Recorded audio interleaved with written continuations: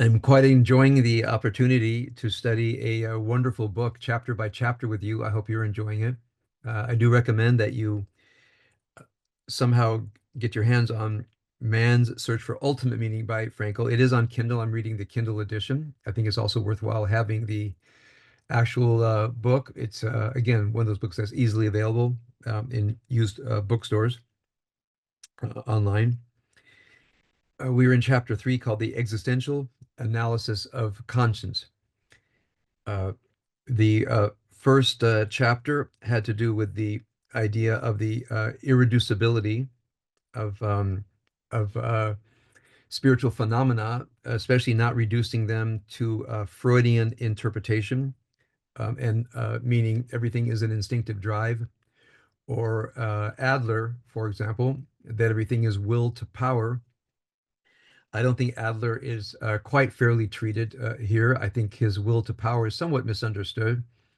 We might call it the will to the assertion of the self, and this especially applies to people who tend to be more accommodating than others, people who are timid, people who feel that they must conform to achieve value.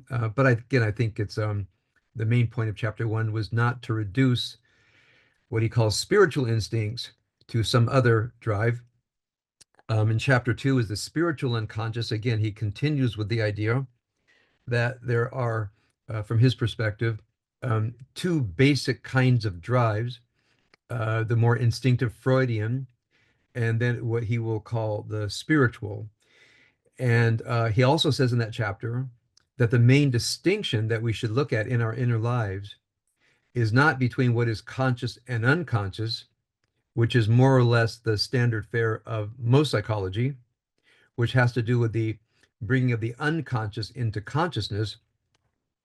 He says in that chapter that the distinction is between what he would call the instinctive unconscious, where that probably is a good idea. If you're driven by the instinctive unconscious and you don't know why you're doing what you're doing, it might be well to go to a good therapist who can help you make your instinctive drives known to yourself. Because as people often say in this kind of work, if you can see it, you don't have to be it. If you can name it, you can tame it. However, he says the spiritual unconscious, on the other hand, there's a continuum, a constant continuum of conscious to unconscious and conscious to conscious. And he says that basic spiritual drives can never become fully conscious. That's the nature of the spiritual drive. Now, that comports very well with, I think, the better philosophic thinking, for example, about what I call moral realism. As you know, I'm a moral realist. I believe there really are better and worse answers to moral questions. So people then always ask me, well, you are a moral absolutist. And I say, by no means. The fact that I think there are better and worse answers to moral questions doesn't mean I know what the answer is. Doesn't mean that I always know what a moral question is. But rather to ask the question is a worthwhile endeavor. So what I say to people is we can get closer and closer to a better answer, but we don't have an immediate knowledge of the better answer. I would put in more Platonic sense that it's something like an ideal form, or in a psychological sense, it's in the realm of the unconscious that's closely connected to the soul and to the divine. You can use a vertical metaphor going up or a vertical metaphor going down.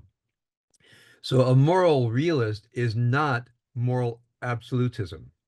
A moral realist simply holds there are better and worse answers to moral questions, but they're ultimately hidden from us because the ultimate ground of moral reality for most moral realists is something like the divine, which of course can never be brought in fully into consciousness because consciousness cannot hold the divine.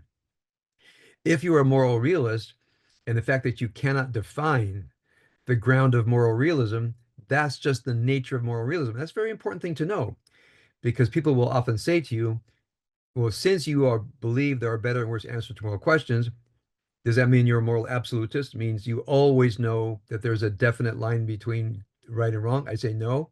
I say there are better and worse answers. People say, how do you know? I'd say it's a struggle. And that's a perfectly valid answer. I think with anything difficult, it's perfectly valid to say it's hard to know, but the effort is worthwhile. That's something I say often. The effort is worthwhile. People say, well, there is no right and wrong. There are no better and worse answers. I said, then we don't need to talk. If there are no better and worse answers to moral questions, then people can think whatever they want. I don't think that's a good idea because I think deciding moral questions actually takes a lot of perseverance and a lot of skill. So his idea of the spiritual unconscious, when you think about it, is quite obvious. So if the spiritual unconscious, unlike the Freudian unconscious, deals with the world of value and values, the root of values, the ground of values, as Frankl would say, are hidden in the spiritual unconscious that I call the soul. You can't know it fully. It appears to you in the conscious mind. You can try to go down and make contact with it, but it will never be fully apparent, number one. And number two, it goes back and forth. Sometimes we can try to retrieve things from the spiritual unconscious, from the soul, as it were, bring them into consciousness. They go back into the soul. I make a distinction personally, by the way, between the two words soul and spirit. Not that I have definitions of them, but I find it to be a useful distinction. I use the word soul for the what I call the dark underworld, the system, a cave system in the unconscious. Some parts of that we have the shadow, some parts of that we have the unconscious in the psychological sense. But for me, also the soul that's always working, trying to give us guidance in life if we can become aware of it. So I use the word soul for what I would call the spiritual unconscious at the deeper level. I use the word spirit for the ascending part of the unconscious that Roberto Salgioli calls the unconscious higher self, meaning unconscious until we choose to be conscious of it. For me, that would be the observer mind.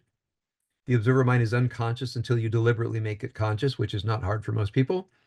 Then the objective mind, which is a little bit harder.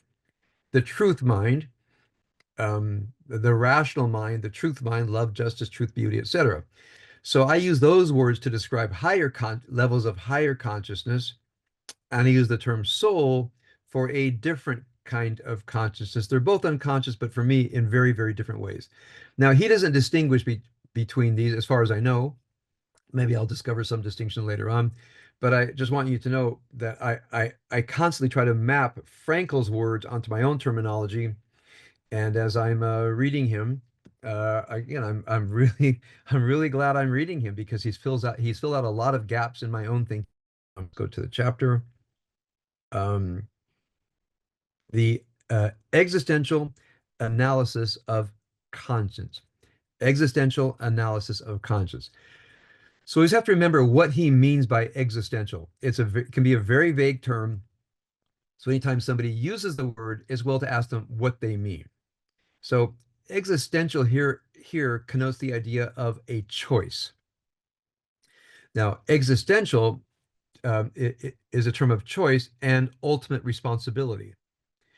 Normally, in our thinking, we defer to our group, our tribe, our political party, our ideology. So our thinking is determined by things around us or habits formed within us. Existentialism puts an emphasis on that we are accountable and responsible to make choices, and we don't say, well, that's what I thought everybody thought, or that's what my political party thinks, or that's what my group thinks. Existentialism requires that we learn how to think well. It's not as easy as that thinks. Most people think they think well. And if we really look at it, most of us don't think well because we've actually never taken a class or decided to learn how to think well. There's a lot of books on that, by the way. They're all derivative. They all seem to have read each other. A lot of the books that I see, I read the sample. I said to myself, I think AI wrote this book. It's a little too glib and a little bit too sounds a little bit too like the other books that I've read. By the way, if you want to look at the origins of thinking well, go back to Sir Roger Bacon, 1500s, who was one of the first people to write extensively on the idea of thinking well. Okay, so existentialism, accountability, responsibility to make decisions and not simply conform to some pressure from without or within. Another side of existentialism is that these kinds of decisions have to do with our existence as human beings, especially moral choices, and especially with the realm of love. So, love and morality are two profound existential experiences where our choices have lifelong effects. If you think about those things that affect us through life, yeah, there are certain non-moral things like what job you choose and so forth. Those are not moral issues, although they're profoundly important. But how we decide moral issues and how we decide issues of love having to do with either partnering up with other people or how you treat family, close friends, etc. Those are what you might call existential issues. So existential analysis of conscience. So I'll just go through it page by page. If you have the book, that's great. I'll point out to you a really interesting misunderstanding that I had that took me down a world that was not worthwhile going down, but it was interesting. Um, so this language will be familiar to you because much of my own thinking that I've come up with independently matches his, which is not surprising. I think people who think about the same things oftentimes end up thinking about the same things in similar ways. So first of all, he says the conscious mind, you have to always remember to distinguish between conscious, meaning aware, and conscience, meaning the moral faculty. The conscious mind reaches down into the unconscious for these, what he calls momentous, authentic moments of especially conscience. Meaning, when I have a moral issue in front of me, he says, the conscience, the moral faculty, makes itself makes itself known. It appears.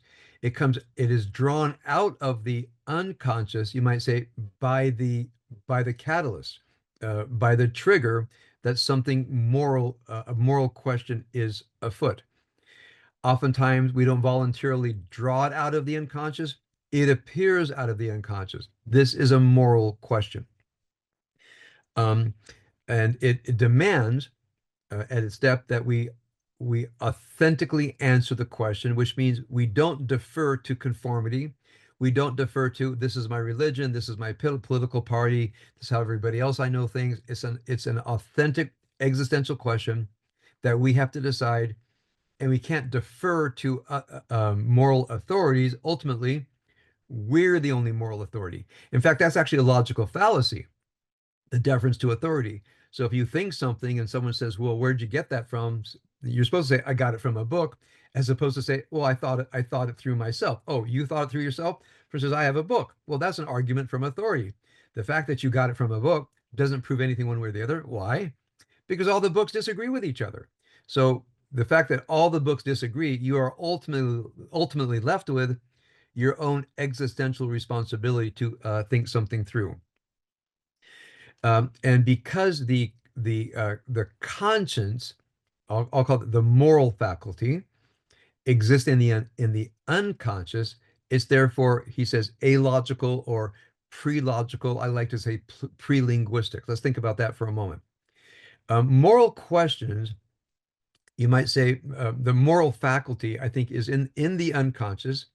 Like all of our values are more or less in the unconscious. By the way, I just wanted to say how other things. I had a person recently come to me, first time ever, a person that said to me that she was struggling with her sexual identity. She had been straight, then gay, and said, I don't know what I am. I don't know if I'm one or the other or both.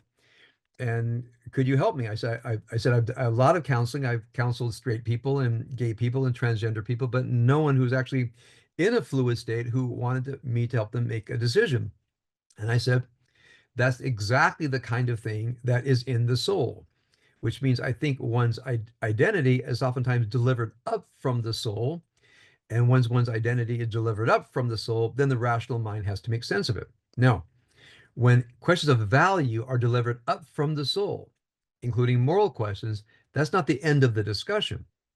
That's when our conscious mind, I would then say our observer, this is Finley talking, our observer, objective, rational, and truth mind, then has to analyze what comes up from the soul, or Frank would say the spiritual unconscious, and actually rationally analyze it, look at it objectively, and stress test it, which means that's a moral intuition.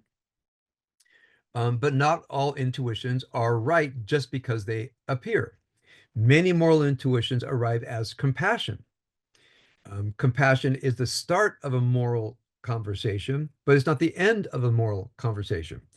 Just that I feel compassionate doesn't mean I should act on compassion, but rather it's the beginning of a discussion on compassion. For example, I might feel negatively judgmental towards somebody from a value perspective, that someone has violated human values. Well, that arises from the soul. That's not the end of the discussion. I might find out that I'm judgmental, that I haven't looked at the issue squarely, that I haven't looked at all the facts. So remember, even though values are rooted in the soul or spiritual unconscious, something evokes them from the spiritual unconscious into the conscious mind.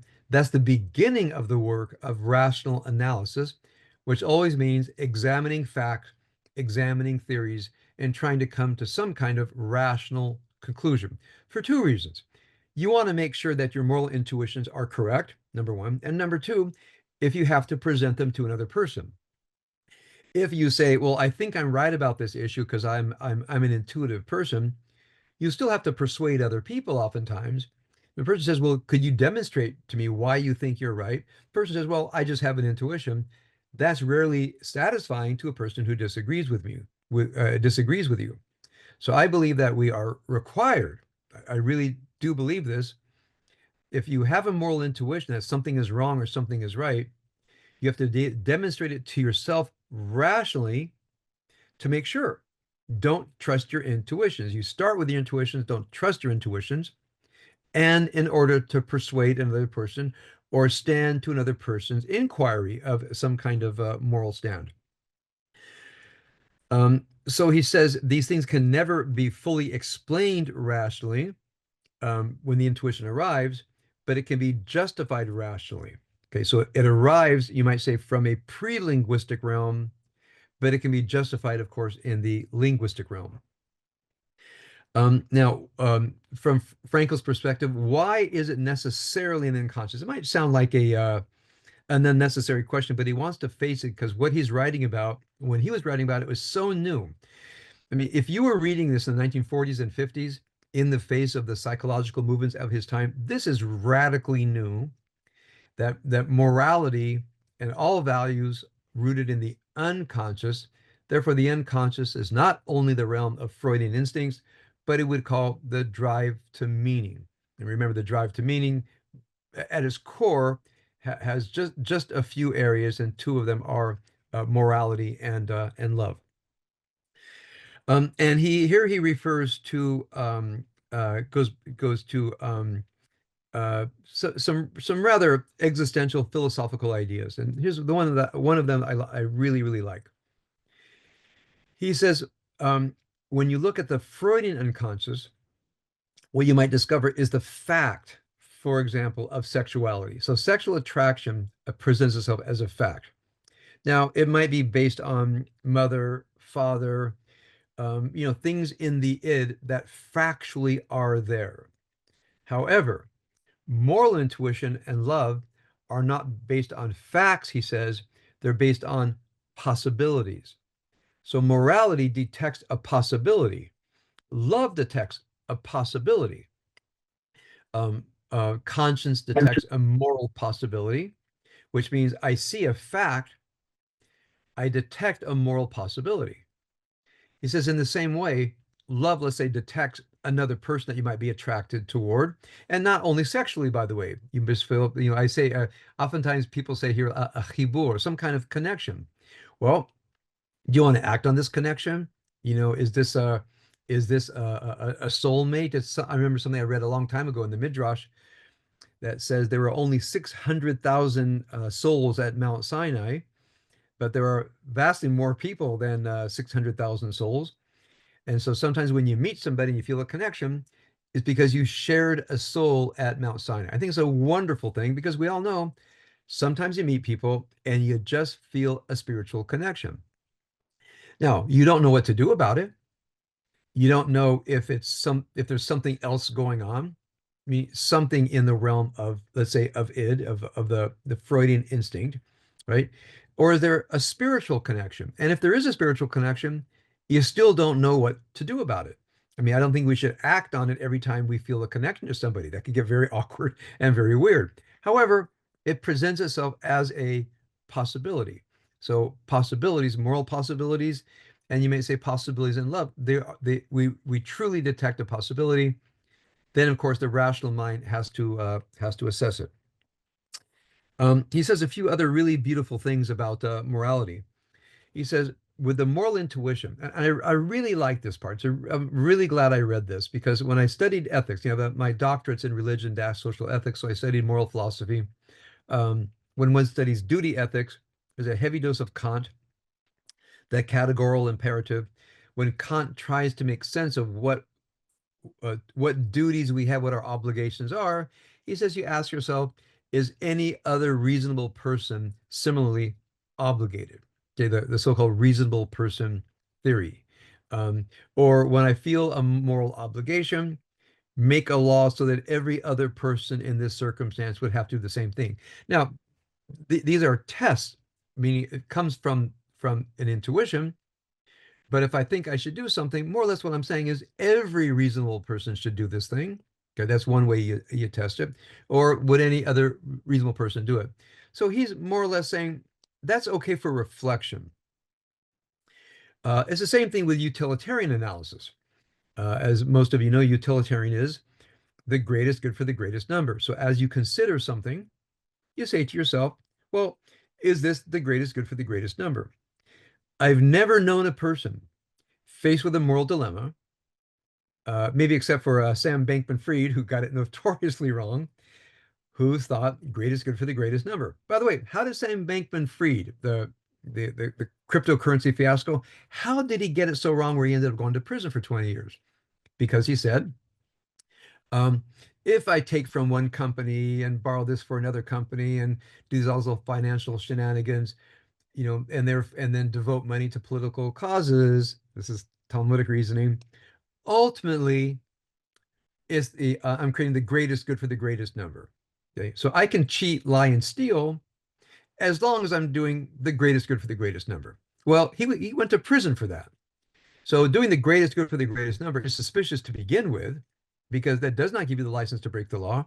And number two, you can get it very wrong. The utilitarian calculus, the greatest good for the greatest number, assumes you know what the greatest good for the greatest number is. I think that's quite, there's a lot of hubris in such a statement. So why do people want to use this utilitarian idea, greatest good for the greatest number? Because they don't know how else to justify moral questions, answers to moral questions. Meaning, if it's not the greatest good for the greatest number, what is the answer? You're thrown back to the kind of the existential question of, of better and worse answers to moral questions. So I don't like the utilitarian answer. I think I have a better answer, because I Finley think the utilitarian answer is really a fake answer. It doesn't really provide any clarity with anything important. With a utilitarian analysis, you can more or less claim that any given behavior is the greatest good for the greatest number, and therefore it can justify just about anything. Um, I had a student many years ago who felt it was okay to cheat on a paper, and the person plagiarized. And I said, before I bring the hammer down, what's going on? He said, well, I need to get an A in this class in my humanities requirement to get into medical school. And I think if I were a medical doctor, that's the greatest good for the greatest number. Uh, so therefore, greatest good for the greatest number is I get an A in this class. So therefore, the greatest good for the greatest number is I plagiarize the paper. Uh, I said, okay, it makes a lot of sense. Yeah, but this was in a Holocaust class where I did a unit on moral thinking as a way to, for people not to engage in the kind of thinking that the Nazis did, which was a kind of a greatest good for the greatest number. The greatest good for the greatest number is get rid of all the Jews. So yeah, it doesn't feel good, but somebody's got to do it. And I said to him, you're engaging in the exact same kind of thinking that I talked about our first day of class. For you to sit and think, greatest good for the greatest number, therefore anything is permitted to me, that's kind of what the less doctrinaire Nazis thought. He says, well, then what else do you do? I said, well, you have law. And there's, for example, the law of human rights. You don't harm innocent people. And the law in this class is you don't plagiarize. It doesn't matter if it's the greatest good for the greatest number. He says, yeah, but don't you think the world would be better off if I were a medical doctor? I said, yes. He says, well, what do I do? So here's what I said. I said, what you do is you come to me at the first day of class, and you say to me, I need an A to become a doctor. I said, I'll get you your A, but don't come to me after the fact. So we had a long discussion. I gave him the A anyway because I think I got to him.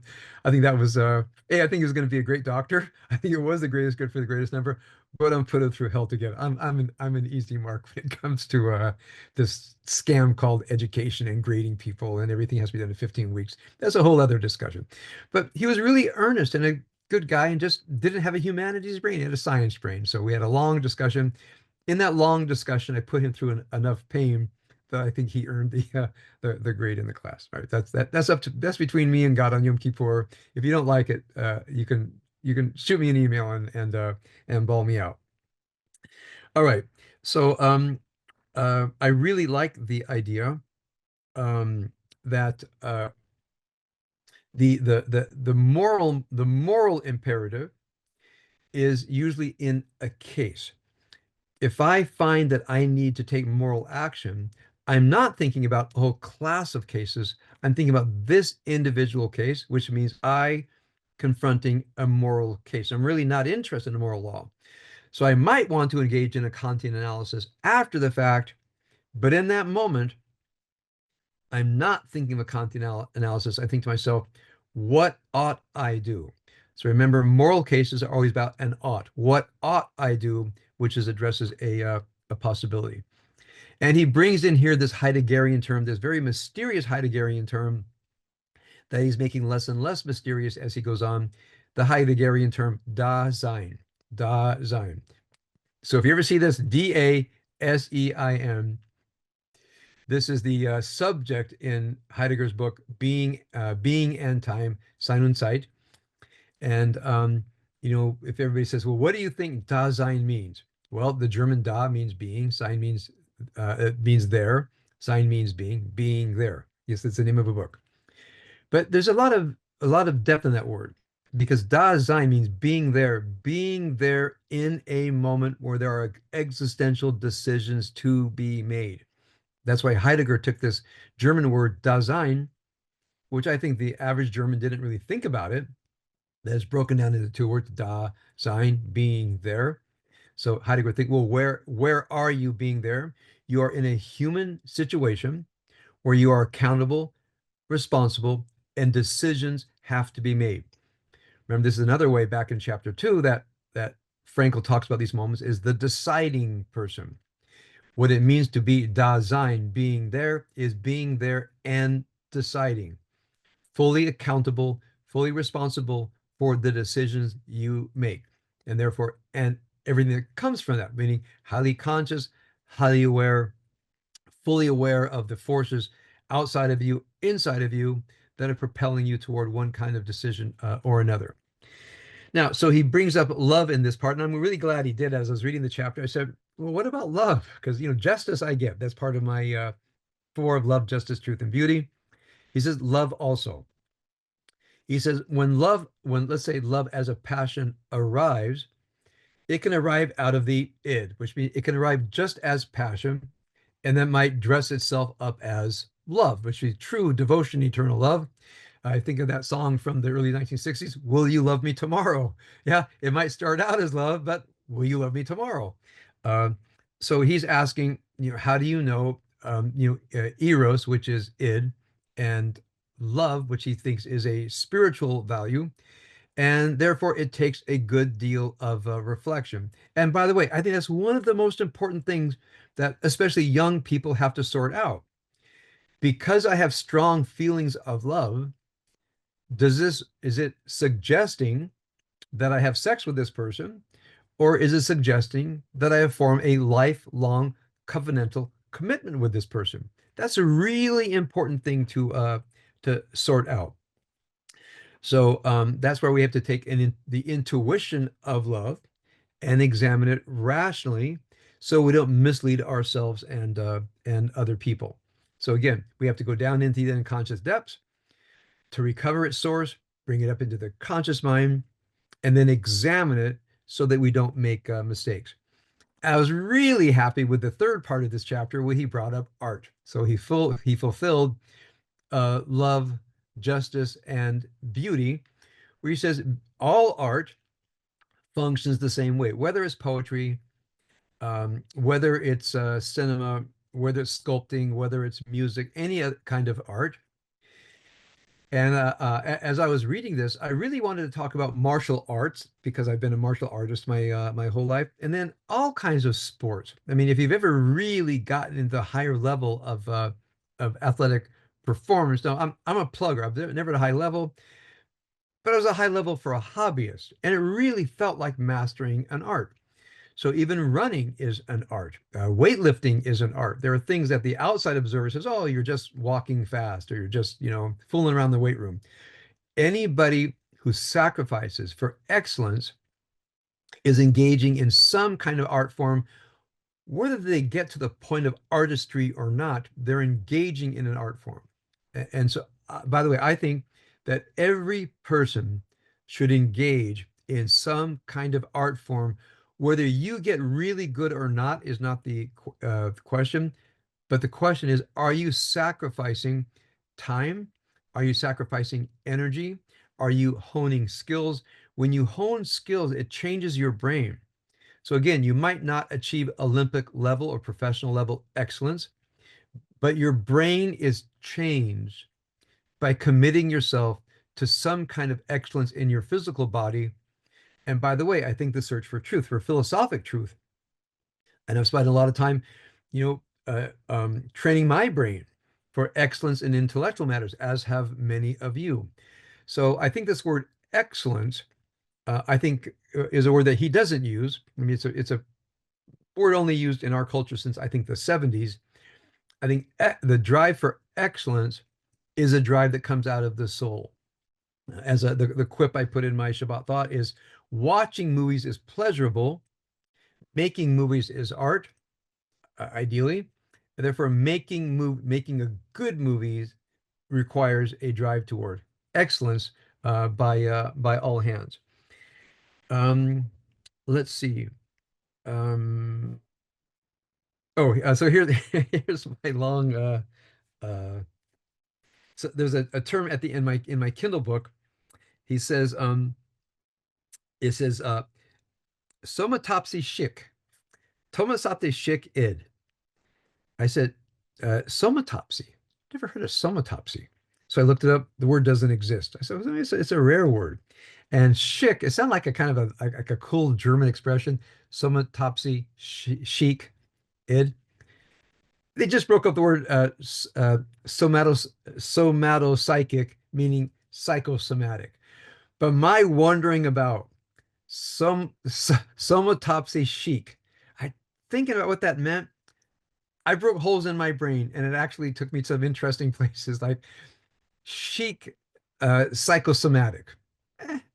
I made meaning out of it, not a lot, but it was an interesting exercise. And so this is a great midrash, the midrash of misreading something. So here's what I came up with.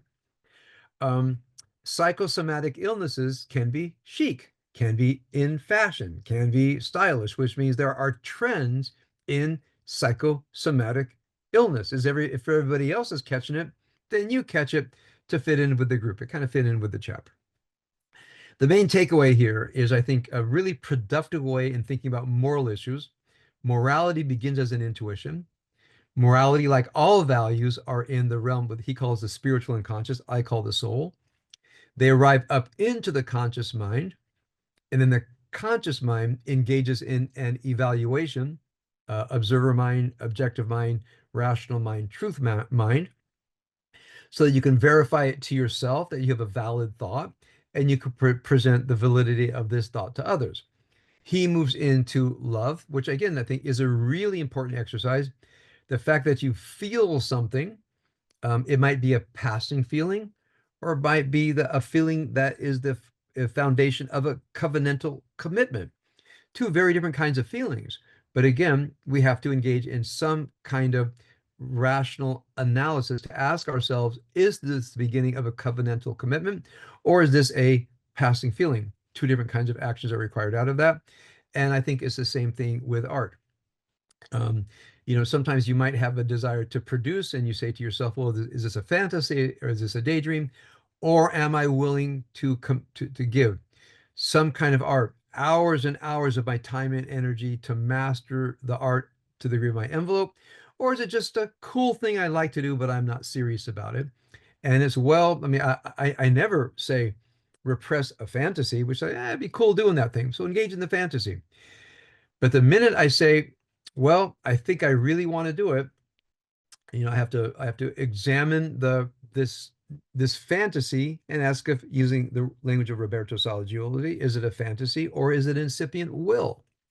If it's an incipient will, what is the aim? What is the goal? I have to evaluate it. I have to look at what's my motivation? What's my intention? Am I really going to do this? And break it down, break it down, break it down. And then if it is, then it looks like I'm going to be taking a huge chunk out of my day and a huge chunk of my energy, and I'm going to be entering in roughly a lifelong endeavor to master something in the realm of, I'll say, art. Art meaning that something that we feel obligates us. It's not a love endeavor. It's not a moral endeavor. So we'll call the rest of those things put in the realm of truth and